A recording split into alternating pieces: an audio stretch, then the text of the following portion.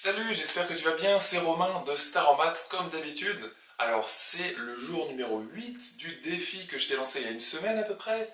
Tu sais, je te lançais le défi de faire un quart d'heure de mathématiques tous les jours, de manière à t'échauffer, à rentrer un petit peu dans le rythme scolaire, et puis bah voilà, à faire marcher les neurones un petit peu, parce que tu sais que les vacances, bien souvent c'est super les vacances. Simplement, bah voilà, on s'endort un peu, on est un peu anesthésié à la fin des vacances et on a oublié pas mal de choses en maths. Et il est très possible que à la rentrée, ton professeur de mathématiques tout simplement te donne un test à faire avec bah voilà, des choses, peut-être tu te souviendras plus forcément si tu n'as pas refait un peu de maths.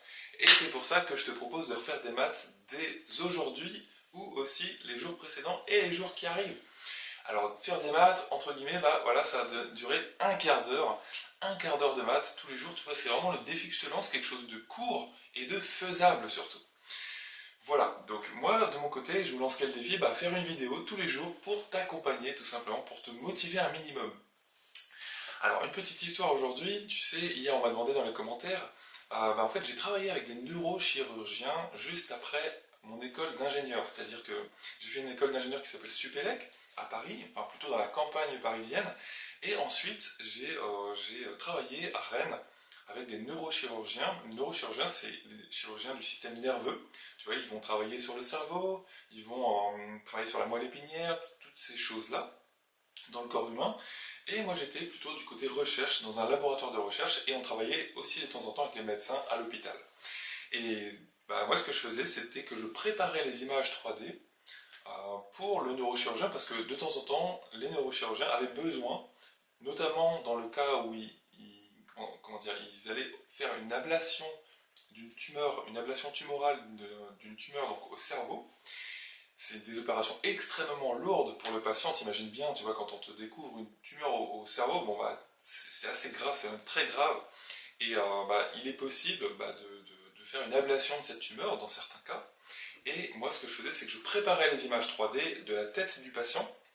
Le patient avait passé des IRM, tu sais, tu passes dans un tube, je ne sais pas si tu connais cette machine, alors très grossièrement, tu passes dans un tube, ça fait des bruits immondes, c'est vraiment terrible, ça dure un quart d'heure, 20 minutes, peut-être une demi-heure de temps en temps, le tube est de temps en temps assez fin aussi, donc si tu es assez claustrophobe, eh ben, ça, c'est pas évident à supporter, voilà, c'est ça un IRM, et ensuite tu obtiens des images en trois dimensions, plutôt des coupes de ton cerveau ou alors de n'importe quelle autre partie de ton corps. Et ces coupes ont l'avantage d'être extrêmement précises, enfin, relativement précises, c'est quand même très précis par rapport à une échographie. Tu sais, l'échographie, on l'utilise par exemple quand tu veux regarder un bébé pour une femme enceinte, on l'utilise aussi pour plein d'autres choses, pour faire des échographies abdominales, pour regarder ce que tu as dans l'abdomen, etc. Simplement, ce mode d'imagerie-là est beaucoup plus imprécis.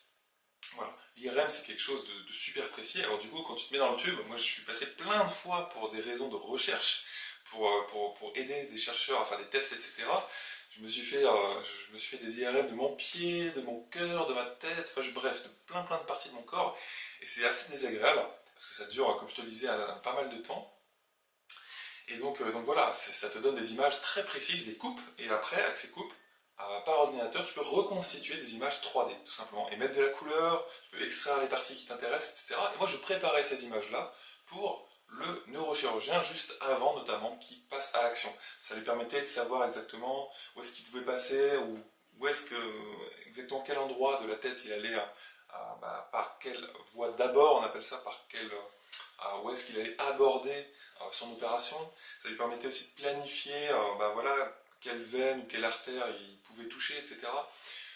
Voilà. Donc tu vois, ça lui permettait un petit peu comme un stratège de guerre de regarder le terrain et de se dire ok, on va faire ça ici, je vais passer par là, là-bas, tu vois. Voilà, ça lui permettait de planifier, d'avoir un plan beaucoup plus précis que d'y aller à l'aveuglette. Tu vois, d'y aller à l'aveuglette, avant ça se faisait, hein. Aujourd'hui, de moins en moins, grâce à l'imagerie notamment. Voilà, c'est la petite histoire du jour. Aujourd'hui, on va corriger l'exercice d'hier. Et bah, d'ailleurs, si le milieu médical t'intéresse, enfin, c'est passionnant, hein. Il y a moyen, tu vois, de relier l'ingénierie avec le milieu médical. Tu sais, aujourd'hui, les métiers, ils vont se mélanger de plus en plus, hein, tout simplement parce qu'on a toujours à apprendre d'autres personnes et ensemble, on va plus loin. Alors que bah, tout seul, on peut aller plus vite, effectivement, mais ensemble on va plus loin. Parce que tu peux rassembler les savoirs des différentes disciplines et construire quelque chose de plus complexe ou par exemple dans le cas d'une opération, tu vois, le savoir de l'ingénieur, le savoir du chercheur, le savoir du médecin permettait d'aller plus loin et de mieux soigner surtout le patient au final. Voilà. Alors, l'exercice du jour que je t'avais donné, si tu passes en seconde, hop, ça fonctionne, c'est bon. C'était 5 facteurs de x-2, donc c'était une inéquation à résoudre. 5 facteurs de x-2 inférieur ou égal à 4x moins 2. Voilà. Alors pour résoudre ça, toujours les mêmes règles que tu utilises. De chaque côté de l'inférieur ou du supérieur ou du égal, tu appliques une même opération. Plutôt que de te dire je passe ça de l'autre côté, tu te dis quelle opération je fais de chaque côté pour passer ce truc là de l'autre côté. Tu vois?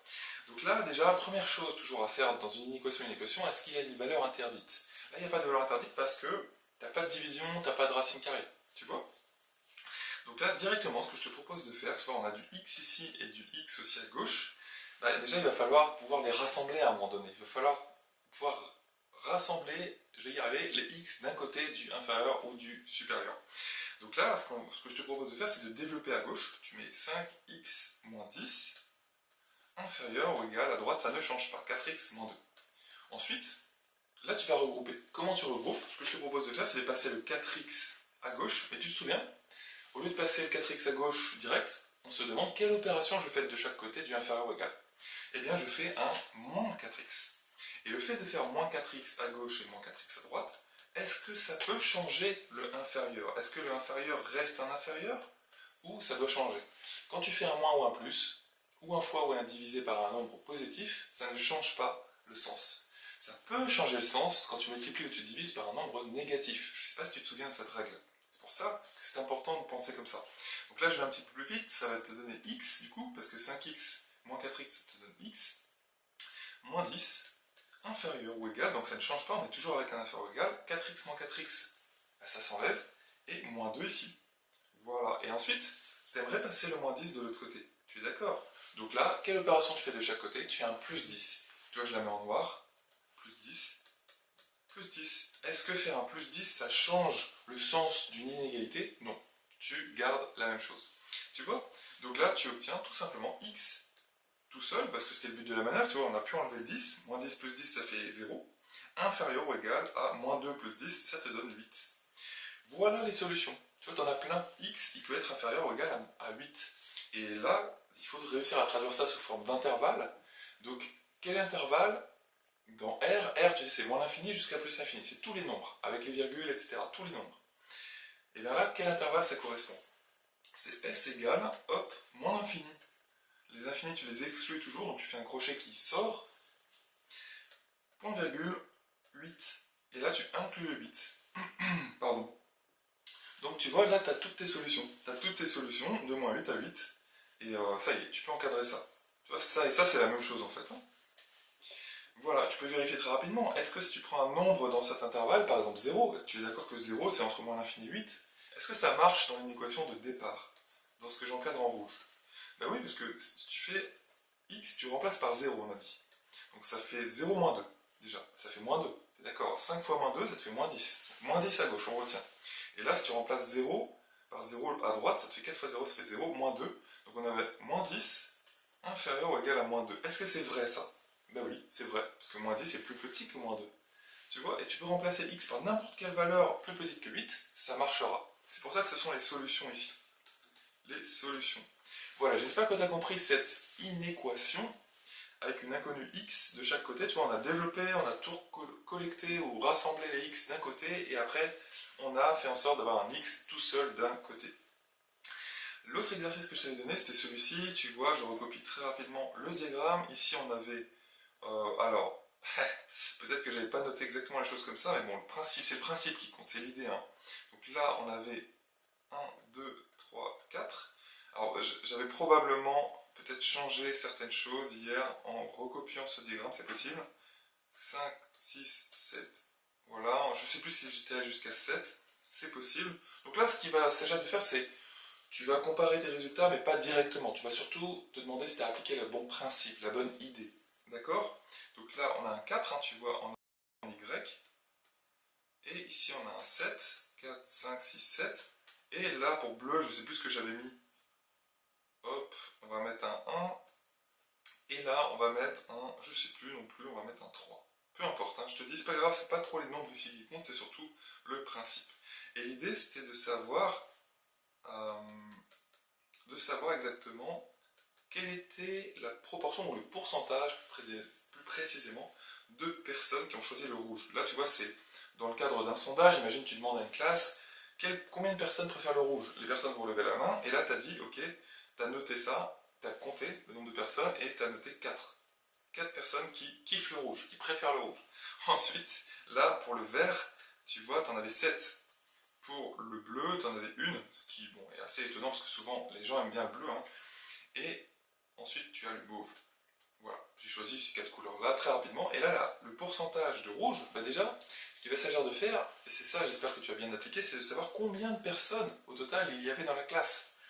Donc là, bah, vu que tu avais 4 rouges, que tu as 7 verts, 7 personnes qui ont dit le vert, et une personne le bleu, et aussi 3 personnes le mauve, tu es d'accord qu'il faut faire la somme de ça. Donc j'espère que tu as bien fait ça. 7 plus 4, ça te fait 11. 11 plus 1, ça te fait 12. Plus 3, ça te fait 15. Donc une autre manière toujours de vérifier, tu sais, petite astuce pour vérifier si ton calcul est bon. Donc là, tu peux le faire toujours de tête, hein. Alors tu peux aussi sortir ta calculatrice, ça serait une manière de vérifier. Ou alors tu fais dans l'autre sens. Tu fais 3 plus 1, ça fait 4. 4 plus 7, ça te fait 11, et 11 plus 4, ça te fait 15. Donc tu vois, tu as vérifié d'une autre manière que tu retombes bien sur 15. Et ça, je t'assure, moi c'est une astuce que j'ai utilisée constamment en lycée et aussi en prépa. Je vérifiais en fait mon calcul en essayant de le faire d'une autre manière. Donc là, tu as 15 personnes au total. Et donc, bah, la proportion de rouge, c'est 3 sur 15, ou 4 plutôt sur 15, parce que tu avais 4 rouges. Donc 4 sur 15, ça c'est la fraction.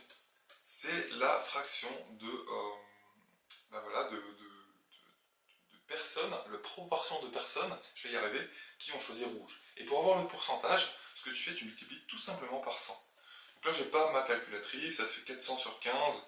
Bon, 400 sur 15, qu'est-ce que ça fait ça? Si j'essaie de simplifier un petit peu, bah tu vois, tu peux simplifier peut-être par 5, donc 5 fois 8, 40, c'est ça, hein. Donc ça va te faire 80, 80 fois 5, tu vois, j'essaie de trouver un 5 dans l'histoire, sur 3, 3 fois 5, t'es d'accord? Parce que ça fait 15, et donc, hop, hop, et 80 sur 3, ça fait à peu près combien ça? Un peu moins de 30, 3 fois 26 à peu près, hein.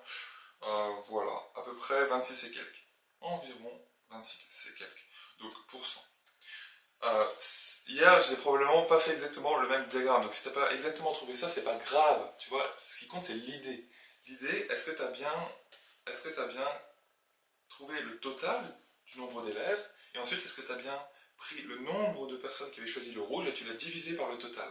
Ça va te donner une proportion, c'est-à-dire un nombre, ouais c'est ça, c'est une proportion, un nombre entre 0 et 1, une sorte de fréquence quelque part. Tout ça, c'est des termes assez proches en fait, hein. Et ça va te donner un nombre entre 0 et 1, et toi tu veux un pourcentage, donc tu vas le multiplier par 100, tout simplement parce que tu veux un nombre entre 0 et 100.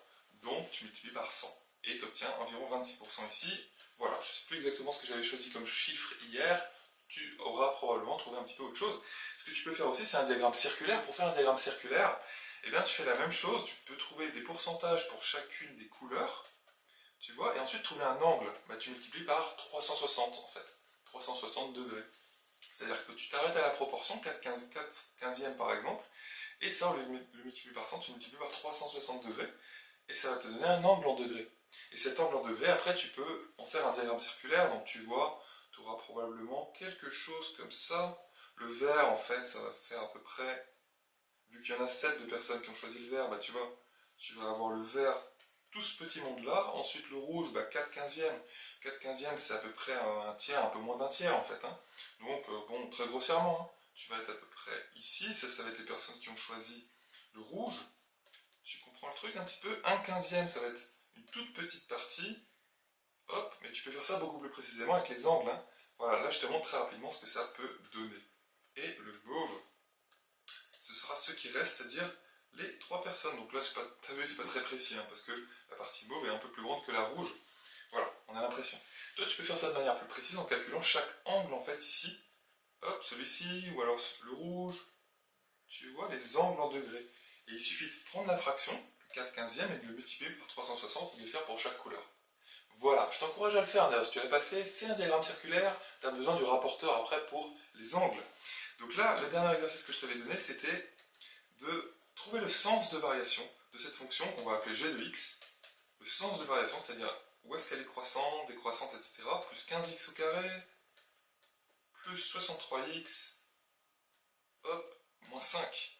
Et pour ceci, donc c'est si tu passes en terminale, hein, et bien là tu vas avoir besoin de dériver la fonction. Donc là tu dérives tranquillement. Donc là c'est une somme, déjà tu te représentes quelle est la structure de ta fonction. Est-ce que c'est un divisé, un fois, un plus, un moins, et en terminale tu vas avoir des ln, des exponentielles, etc. Là c'est une somme de 4 termes. Tu vois, on a 4 termes, donc il suffit juste de dériver chaque terme. Là tu obtiens 3x au carré. Pour dériver x au cube, hein, tu mets le 3 devant et tu enlèves 1 à la puissance. Pour dériver le 15x au carré, le 15 tu le gardes en fois tranquillement devant. Le 2, tu le places en fois devant le 15, avec le 15, et enfin la dérivée de x au carré, bref, ça va être 2x. Donc ça va te donner 30x, tout simplement, 2 fois 15 fois x. Plus 63, ça c'est la dérivée de 63x, moins 0. Tu peux le mettre si tu veux pour montrer au prof que tu as compris. C'est toujours bien, il faut toujours, sur une copie de maths, mettre les détails. Parce que le prof, il attend les détails, c'est ça une justification en maths. Et d'ailleurs dans les autres matières aussi, ce sont les détails qui t'amènent des données au but de la question. Ensuite, là, ce que tu obtiens, c'est une dérivée. Bon, je peux l'encadrer. Hop. Cette dérivée, on a besoin d'en étudier son signe. Pour obtenir le signe d'un tel polynôme du second degré, parce que tu as vu, on est passé d'un polynôme du troisième degré à un polynôme du second degré. Polynôme du second degré, tu connais tout ce qu'il y a à savoir là-dessus. En début de première, généralement, tu vois, on étudie les polynômes du second degré. Et pour étudier le signe d'un polynôme du second degré, tu peux le faire très très rapidement dans ta tête graphiquement. Tu vois, tu as un coefficient A. C'est pas le coefficient directeur. Le coefficient directeur, on appelle ça coefficient directeur que pour une fonction affine. Tu sais, mx plus p ou ax plus b. Là, c'est juste un coefficient, il n'y a pas de nom, il n'est pas de directeur. C'est juste le coefficient qui indique si la parabole est tournée vers le haut ou vers le bas. Tu vois, parce que ça va être... C'est un polynôme du second degré, et quand tu veux la dessiner, ça te donne une parabole, et la parabole, elle est comme ça, ici. Elle est tournée vers le haut, elle ouvre ses deux branches vers le haut. Car A vaut 3, et 3 c'est positif. Ça marche. Ensuite, où est-ce qu'est l'axe des abscisses? Est-ce qu'il est au-dessus? Est-ce qu'il est en dessous? Pour faire ça, pour savoir ça, tu as besoin de delta. Du signe de delta plus précisément. Delta c'est b carré moins 4ac, je le calcule très rapidement ici. Alors là ça va donner un gros nombre, hein, je te cache pas. Je vais probablement utiliser la calculatrice pour ça, parce que là ça va donner 30 au carré. Moins 4, ou peut-être pas, on va voir. Moins 4 fois 3 fois c, donc 63. Donc 30 au carré ça te fait 900, 3 fois 3, 9, hein, avec 2 zéros derrière. Moins 4 fois 3, donc 12 fois 63, donc 12 fois 63. Combien ça fait ce truc-là? Donc 10 fois 63, ça te fait 630, et 2 fois 63, ça te fait 126. Donc 630 moins 100, je t'encourage toujours à ne pas utiliser la calculatrice, c'est très important, il faut t'entraîner comme ça. Parce que là, tu es en train de faire des liens dans ton cerveau, il y a des neurones vraiment, physiquement, biologiquement, qui sont en train de se relier. Alors pas directement, ça se fait sur plusieurs jours, donc c'est pour ça qu'il faut s'entraîner quotidiennement. Donc là, 10 fois 63 ça fait 630, 2 fois 63 ça fait 126, 630 moins 100 déjà, ça fait 530, et t'enlèves 26, ça fait 504. Voilà. Il est possible que je me trompe parce que je vais vite. 900 moins 504. Voilà, et là il te reste combien? Donc 900 moins 500 déjà, ça te fait 400. Bon, et moins 504, ça va te faire tout simplement 394, si je ne me trompe pas, 396. 396. Voilà, il est possible que je me sois trompé parce que de temps en temps je vais un peu vite et j'essaie d'expliquer en même temps, donc je vérifie très rapidement. 30 au carré, b carré, moins 4 fois 3, donc 12, 12 fois 63, ça fait donc, on est d'accord, 630 et 126, 60 fois 2, ça fait ça, 126, voilà, et donc on a 630 moins 126, enfin plus 126 du coup. Ah oui, oui, je me suis trompé là, je sais pas pourquoi j'ai fait ça. Donc 630. Donc 10. Ouais, c'est ça. Alors je sais pas pourquoi j'ai mis un 504. Je sais pas ce que j'étais en train de t'expliquer. Donc 10 fois 63, ça te fait 630. Et plus 126. Voilà. En fait, c'est parce qu'il y avait le moins devant. Et voilà. Donc ça te fait 630, je répète, plus 126. Donc, tu vois, moi-même je travaille mes neurones. Eh bien, ça te donne 630 plus 126. Je vais essayer de ne pas te faire d'erreur ici. Ça va te donner 756. Donc moins 756. Voilà. Voilà, je m'emballe hein, quand je vais trop vite. Justement, quand on va trop vite, et là je vais vite parce que j'essaie de faire une vidéo qui est courte. Voilà, mais toi, quand tu es en face de ton calcul, prends les choses calmement. Voilà, là j'essaie d'aller trop vite. Donc 900 moins 756, donc 900 moins 750, ça fait 150. Donc moins 6, toi, ça te fait 144, normalement. Tac, voilà, ça donnait quelque chose comme ça. Ok, bon, on a réussi à faire un truc comme ça c'est pas mal. Et ça, normalement, ça doit être le carré de 12. Est-ce que c'est vraiment le cas? 10 fois 12, ça va te donner 120. Voilà, plus 24, voilà 144. Hein, donc ça, c'est 12 au carré finalement. Donc là, tu vas te retrouver avec un 12 au carré. Donc tu vois déjà que c'est positif. Donc tu vas avoir deux solutions. Les deux solutions sont toutes simples à calculer. X1 et x2, tu sais, c'est moins b, moins racine de delta sur 2a, moins b plus racine de delta sur 2a. Donc moins b, nous, c'est moins 30. Moins 30, moins racine delta, donc ça va être ici en fait, hein, parce que ça va être négatif, parce que le a est positif.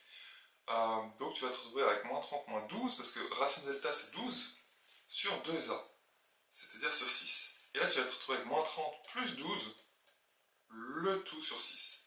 Voilà, moins 30, moins 12, ça te fait combien? Ça te fait moins 42, et moins 7 du coup, moins 7, parce que 6 fois 7, 42.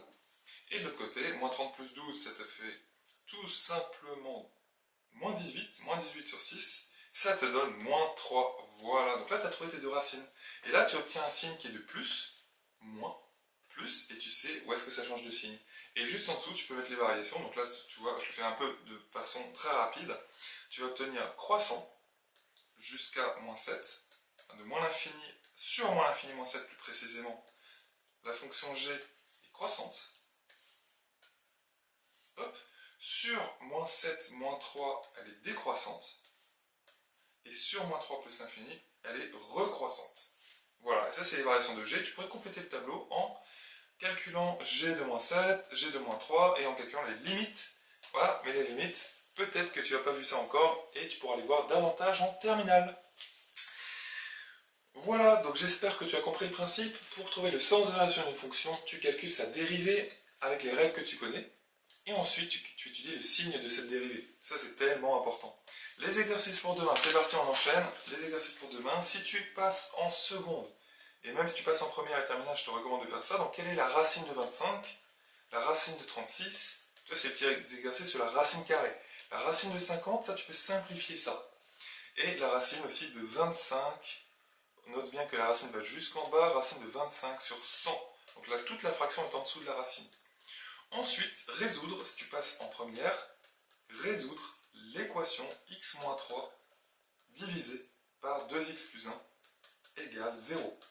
Voilà, et enfin, exercice beaucoup plus concret si tu passes en terminale. Imagine tu as 100 € sur ton compte en banque, tu décides d'investir ça, tu trouves un investissement qui est pas mal, de 7% net par an, on va dire du net, hein. C'est-à-dire que 7% tu vas les récupérer directement sur ton compte en banque, investissement qui te rapporte, je sais pas, tu vois, ça peut être l'immobilier, ça peut être une petite entreprise, ça peut être une grosse, tu vois, qui rapporte 7% par an. En tout cas, ça va pas être le livret A qui va te rapporter ça. 7% par an. Voilà. Et ça, bah, tu peux faire le calcul de combien ça va te rapporter au bout de 4 ans.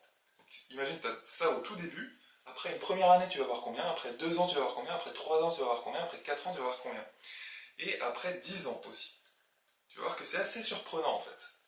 Voilà. Et c'est des calculs très concrets pour le coup. Ça sert à tout le monde. Tout le monde a besoin de ça au moins une fois dans sa vie. Et ça, je te l'assure. Tout le monde a besoin de savoir ça. Quand tu vas acheter une maison, ou si tu achètes une maison un jour ou un appartement, bah voilà, si tu fais un placement, si tu, voilà, si tu places de l'argent, tu vas avoir besoin de ça. Voilà. Ou simplement, même pour calculer une prime de salaire, il y a souvent une augmentation qui peut être un pourcentage. C'est pas souvent, mais ça peut être un pourcentage dans certains cas. Je te laisse calculer ça. Si tu passes en terminale, tu fais tous ces exos-là. Si tu passes en première, tu fais les deux premiers. Et si tu passes en seconde, tu fais juste le premier. je te dis salut, à demain. Ah oui, j'ai oublié, si tu veux télécharger mon guide qui s'appelle 7 astuces pour augmenter rapidement tes notes en maths, bah justement, je te donne 7 astuces. Et aussi, j'y raconte un petit bout de mon histoire en tant qu'élève qui, à mon avis, peut te servir pour ton année scolaire qui vient. Voilà, je te dis salut, à demain. Tu vois, ça c'est mon stylo pour écrire sur la tablette. Et on corrige ça ensemble. Et voilà, j'espère que tu tiens le défi. On tient bon un quart d'heure de maths quotidiennement. Allez, salut, à demain.